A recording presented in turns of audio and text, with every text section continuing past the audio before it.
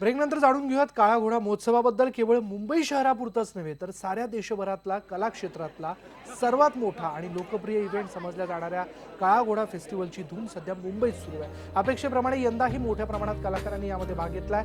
विशेष करून नवोदित कलाकार आणि कॉलेजच्या विद्यार्थ्यांनी वेगवेगळ्या विषयांवरच्या कल्पनांमधून अनोख्या पद्धतीनं चित्रशिल्प कलाकृती या ठिकाणी साकारलेल्या आहेत.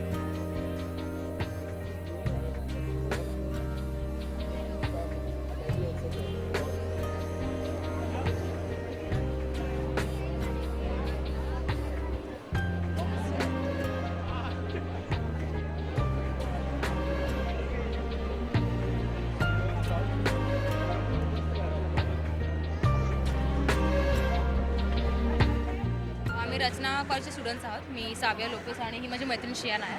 तर आम्ही दोघांनी मिळून हा स्ट्रक्चर बनवला आहे. हे एक तराजू आहे. तर आपण न्यायाचा तराजू म्हणतात तसं आहे. तर स्त्रियांवर होणारा अत्याचार आणि त्यांना दिलेला न्याय याच्यामध्ये अतिशय खूप म्हणजे असमानता आहे. तर ते आम्ही ह्या तराजूमध्ये दाखवायचा प्रयत्न करत आहोत. हमने सीट्स बनाया है बस अपना पेप्सी कोको कोला बॉटल्स के साथ, और वो 200 वर्जन ले सकता है। और हमने लाइट्स भी बनाया है बिस्लरी बॉटल्स के साथ।